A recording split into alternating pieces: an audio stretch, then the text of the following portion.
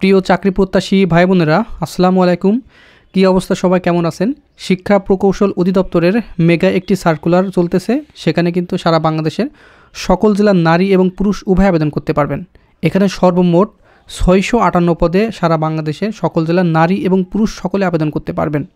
তো এই বিষয়ে কিভাবে আবেদন করবেন এবং এটির লাস্ট ডেট কবে, এবং গত যে সার্কুলারের ভিডিও আপলোড দিয়েছিলাম এই সার্কুলারের, সেখানে আপনারা অনেকেই কমেন্ট করেছিলেন সেই ভিডিওর কমেন্ট বক্সে। সেখান থেকে কিছু কমেন্টের আমি উত্তর দেব। পরীক্ষার ডেট কবে দিতে পারে এবং এর পরীক্ষা কোথায় হতে পারে এবং আপনারা কিভাবে পড়বেন সেই বিষয় নিয়ে একটি ধারণা দেওয়ার চেষ্টা করব। আশা করি এই ভিডিওটি শুরু থেকে শেষ পর্যন্ত দেখবেন, তাহলে আপনারা একটি বিস্তারিত ধারণা পাবেন।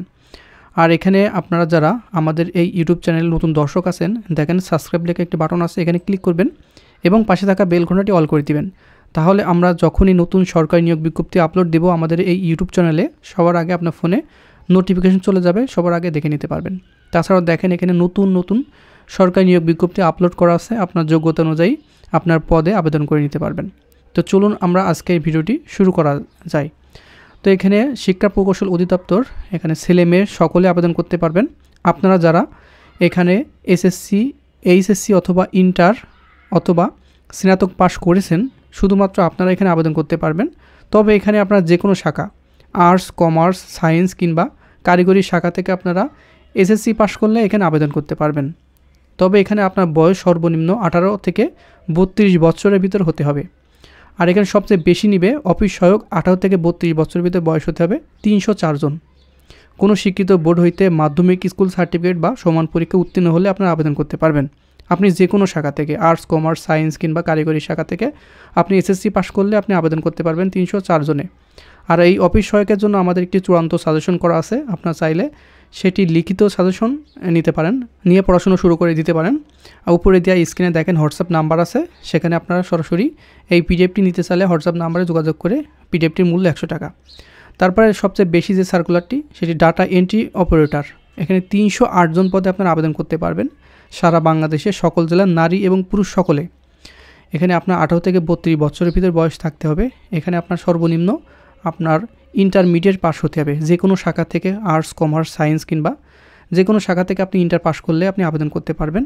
আর এখানে আপনার অবশ্যই কম্পিউটারের সার্টিফিকেট থাকতে হবে, এবং কম্পিউটার সার্টিফিকেট থাকা সত্ত্বেও আপনার বাংলায় 20 এবং ইংরেজিতে 20 শব্দ টাইপের গতি থাকতে হবে এবং পরীক্ষায় পাস করতে হবে 308 পদে। আর এই ডাটা এন্ট্রি অপারেটরের জন্য লিখিত আমাদের একটি চূড়ান্ত সাজেশন আছে, আপনি চাইলে এটি নিয়ে পড়তে পারেন 308 পদের অনুকূলে, তাহলে আপনারা একটি ভালো রেজাল্ট করতে পারবেন। তাছাড়া এখানে অফিস সহকারী কাম কম্পিউটার মুদ্রাক্ষরিক 20 জন নিবে। এখানে 18 থেকে 32 বছরের ভিতর বয়স। এখানেও আপনার ইন্টার পাস করলে আবেদন করতে পারবেন এবং কম্পিউটারের সার্টিফিকেট থাকতে হবে, এবং কম্পিউটারে অবশ্যই বাংলায় 20 এবং ইংরেজিতে 20 শব্দ টাইপ থাকতে হবে। এখানে কিন্তু সারা বাংলাদেশের সকল জেলার নারী এবং পুরুষ উভয় আবেদন করতে পারবেন। তারপর কম্পিউটার অপারেটর নিবে 8 জন, হিসাবরক্ষক নিবে 7 জন। আর এটি সম্পূর্ণ অনলাইনে আবেদন করতে হবে। চলুন আমরা আবেদন প্রসেসটা দেখাই দিই। এখানে আপনারা গুগলে সার্চ দিবেন, এই যে এটি অফিসিয়াল ওয়েবসাইট, ঠিক আছে। এখানে প্রথমে ক্লিক করলে আপনার সার্কুলার দেখতে পারবেন। এখানে ক্লিক করলে আপনি যেটা আবেদন করতে চান সেটা এখানে দেখে নিতে পারবেন কত নম্বর আছে। এখানে অ্যাপ্লিকেশন ফর্মে ক্লিক করবেন। ক্লিক করার পরে একটি সার্কুলার আপনার রেফারেন্স নাম্বার বা সার্কুলার নাম্বার থাকবে, সেখানে এই গোল চিহ্ন আপনার ক্লিক করে দিবেন। দেওয়ার পরে নেক্সটে ক্লিক করে দিবেন। দেওয়ার পর আপনার যেগুলো পোস্টে আবেদন করতে চান সকল পোস্ট কিন্তু এখানে আছে।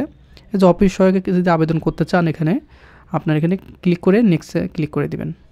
দেওয়ার পরে আপনার দুটো অপশন আসবে, ইয়েস অথবা নো। অবশ্যই এখানে নো দিবেন। দেওয়ার পর নেক্সট ক্লিক করবেন। ক্লিক করার পরে আপনার যে মূল যে ফর্মটি আবেদন সেটা চলে আসবে। এখানে আপনারা নিজের মোবাইল থেকে কিন্তু এটি আবেদন করতে পারবেন। আপনি মোবাইলের চেষ্টা করেন, অবশ্যই পারবেন। এখানে প্রথমে আছে অ্যাপ্লিকেন্ট নেম, এখানে ইংরেজিতে দিতে হবে প্রথমে, তারপরে আবেদনকারীর নাম বাংলায় লিখে দিবেন। আপনার নাম এখানে ইংরেজিতে বড় অক্ষরে লিখবেন, তারপরে বাংলায় লিখবেন। তারপরে আবার পিতার নাম লিখবেন ইংরেজিতে, তারপরে বাংলায় লিখবেন। মাতার নাম ইংরেজিতে লিখবেন, তারপরে বাংলায় লিখবেন। এবং ডেট অফ বার্থ আপনার সার্টিফিকেটে অথবা এনআইডি কার্ডে সার্টিফিকেট অনুযায়ী দিবেন। এনআইডি কার্ডে ভুল থাকতে পারে, সার্টিফিকেট অনুযায়ী সংশোধন করে নেবেন। এখানে সার্টিফিকেট অনুযায়ী আপনার যা জন্ম তারিখ এখানে লিখে দিবেন। তারপরে আপনার কোন ধর্মের, আপনার সেই ধর্মের এখানে সিলেক্ট করে দিবেন। তারপর জেন্ডার, আপনি পুরুষ হলে আপনার মেল এবং ফিমেল হলে ফিমেল দিয়ে দিবেন। এবং ন্যাশনাল আইডি কার্ড যদি থাকে এখানে দিবেন, ইয়েস দিয়ে আপনার ন্যাশনাল আইডি কার্ড লিখে দিবেন, আর যদি না থাকে নো দিবেন। এবং আপনার বার্থ রেজিস্ট্রেশন যদি থাকে তাহলে ইয়েস দিবেন, দিয়ে বার্থ রেজিস্ট্রেশন নাম্বার দিয়ে আপনি আবেদন করতে পারবেন। তো পাসপোর্ট নাম্বার যদি থাকে দিবেন, না হলে দরকার নেই। ম্যারিটাল স্ট্যাটাস, আপনি যদি সিঙ্গেল থাকে সিঙ্গেল, যদি ম্যারিড থাকে এখানে ম্যারিড লিখে আপনার স্পাউস নাম্বার, মানে আপনি যদি পুরুষ হন আপনার স্ত্রীর নাম এখানে লিখে দিবেন, এবং আপনি যদি মহিলা হন আপনার স্বামীর নাম এখানে লিখে দিবেন। তারপর আপনার মোবাইল নাম্বার খুবই গুরুত্বপূর্ণ, এই মোবাইল নাম্বারে কিন্তু আপনার ইউজার আইডি এবং পাসওয়ার্ড যাবে। সেই ক্ষেত্রে আপনার এখানে মোবাইল নাম্বারটা মানে অ্যাক্টিভ নাম্বার দিবেন আপনার, যাতে যখনই পরীক্ষার ডেট দিবে 1 সপ্তাহ আগে কিন্তু আপনার মোবাইলে অ্যাডমিট কার্ড উঠানোর জন্য আপনার নোটিশ দেওয়া হবে। সেক্ষেত্রে আপনার অ্যাক্টিভ মোবাইল নাম্বারটা দিবেন, কনফার্ম 2 বার দিবেন। ইমেল নাম্বার দিতে পারেন, তারপরে আপনার কোটা যদি থাকে দিবেন, না হলে নট অ্যাপ্লিকেবল। এবং ডিপার্টমেন্ট স্ট্যাটাস, আপনার যদি এই ডিপার্টমেন্টে চাকরি করেন কিংবা আপনি সরকারি প্রতিষ্ঠানে চাকরি করেন তাহলে আপনি গভ এমপ্লয়ি দিবেন, না হলে আপনার নট অ্যাপ্লিকেবল দিয়ে দেবেন। তারপর কেয়ার অফ, আপনার যদি বাবা কিংবা বড় ভাই কিংবা আপনার স্বামীর নাম এখানে লিখে দিতে পারেন, আপনার গ্রামের নাম লিখবেন। তারপরে কোন জেলা থেকে আপনি আবেদন করছেন সেই জেলা, আপনার উপজেলা, তারপরে পোস্ট অফিস এবং পোস্ট কোড। আপনার অবশ্যই সেম অ্যাজ দিলে আপনার আর লেখা লাগবে না। প্রেজেন্ট এবং পার্মানেন্ট অ্যাড্রেস দুইটা থাকে, 2 রকম। আপনি অবশ্যই যেটা প্রেজেন্ট পার্মানেন্ট একই দেওয়ার চেষ্টা করবেন এখানে। এবং আপনার এসএসসি এক্সামিন এখানে সিলেক্ট করে দিবেন। তারপর রোল, আপনি কোন গ্রুপ থেকে পাস করছেন সিলেক্ট করে দিবেন। তারপরে আপনার বোর্ড, কোন বোর্ড থেকে পাস করছেন, রেজাল্ট এবং পাসিং ইয়ার আপনি সিলেক্ট করে দিবেন। তারপর আপনার এইচএসসি টিক মার্ক করবেন, করার পরে আপনার অবশ্যই এইচএসসি দিবেন। পর্যায়ক্রমে আপনার যোগ্যতাগুলো এখানে সিলেক্ট করে দিবেন।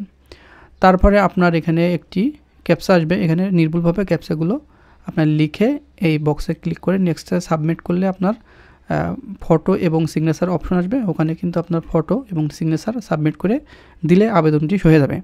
এবং আবেদন করার পরে আপনার একটি ইউজার আইডি পাবেন, সেই ইউজার আইডিতে আপনার যে কোনো টেলিটক নাম্বার থেকে আপনি পেমেন্ট করতে হবে।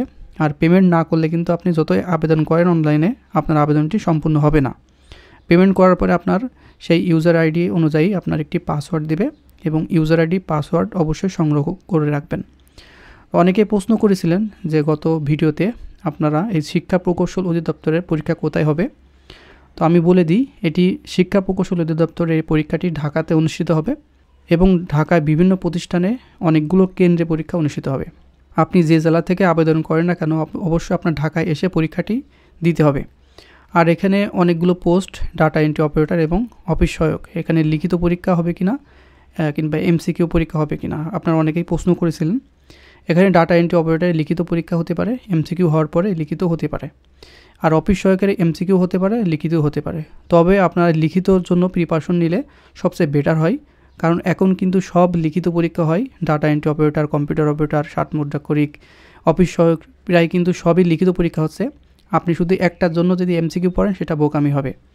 আপনি লিখিত জন্য প্রিপারেশন নিলে সবগুলো বাংলাদেশের সামনে যতগুলো সার্কুলার আছে আপনি আবেদন করে এই লিখিত পরীক্ষা একবার প্রিপারেশন নিলে আপনি সবগুলো পরীক্ষায় অংশগ্রহণ করতে পারবেন এবং ভালো রেজাল্ট করতে পারবেন। তবে এই যে লিখিত অফিস সহায়কের এবং ডাটা এন্ট্রি অপারেটর এবং অফিস সহকারী কাম কম্পিউটার মুদ্রাক্ষরের জন্য লিখিতের জন্য আমাদের একটি সুন্দর সাজেশন করা আছে, আপনারা চাইলে সেই পিডিএফটি নিয়ে আপনি পড়তে পারেন, অবশ্যই আপনাদের উপকার হবে। আর এটি পেমেন্ট করতে হবে টেলিটক সিমের মাধ্যমে, কী হয় বলে দিচ্ছি। এই যে এখানে বড় হাতের সবগুলো দিবেন, EEDMOE স্পেস আপনার ইউজার আইডি লিখবেন এবং সেন্ড করবেন 16 নাম্বারে। সেন্ড করার পরে আপনার একটি পিন দিবে, পিন দেওয়ার পরে কিন্তু আপনার আবারও পুনরায় SMS করতে হবে। এই যে আবারও লিখবেন বড় হাতের EEDMOE স্পেস ইয়েস বড় হাতের স্পেস আপনার পিনটি লিখে আবার সেন্ড করবেন 16 নাম্বারে। দেওয়ার পরে অবশ্যই আপনার কংগ্রাচুলেশন অ্যাপ্লিকেন্ট নেম, আপনার নাম লেখা থাকবে। Payment complete successful for EEDMOE application for post, আপনি যে পোস্টে আবেদন করছেন সেই পোস্টের নাম লেখা থাকবে, ইউজার আইডি এবং পাসওয়ার্ড দিয়ে দিবে। এই ইউজার আইডি পাসওয়ার্ড আপনার পরীক্ষার 7 দিন আগে আপনাকে অ্যাডমিট কার্ড তোলার জন্য আবারও দেবে আপনার ফোনে SMS। তখন আপনি অ্যাডমিট কার্ড উঠাই আপনি আপনার অ্যাডমিটের উল্লেখ থাকবে আপনি কোন কেন্দ্রে পরীক্ষা হবে ঢাকায়, তখন আপনি বুঝতে পারবেন। ঠিক আছে, তো বন্ধুরা এই ছিল শিক্ষা প্রকৌশল অধিদপ্তরে একটি বড় সার্কুলার। আর এটির লাস্ট ডেট আমি বলে দিই, এটির লাস্ট ডেট হচ্ছে 20 জানুয়ারি 2025 বিকাল 5টা পর্যন্ত আপনি আবেদনটি করতে পারবেন। অলরেডি কিন্তু চলমান আছে সার্কুলারটি, আপনি চাইলে এই বড় সার্কুলার মিস না করলে অবশ্যই আবেদনটি করে নিতে পারেন। আর এই সার্কুলারটি আমাদের মাধ্যমে আবেদন করতে চাইলে উপরে দিয়ে হোয়াটসঅ্যাপ নাম্বার আছে, হোয়াটসঅ্যাপ নাম্বারে অবশ্যই SMS করবেন যে আমি শিক্ষা প্রকৌশল অধিদপ্তরে এই পোস্টে আবেদন করতে চাই। তাহলে অবশ্যই আপনার চার্জ প্রযোজ্য আবেদন করার ক্ষেত্রে, তাহলে আমরা আবেদনটি নির্ভুলভাবে করে দেব। ঠিক আছে?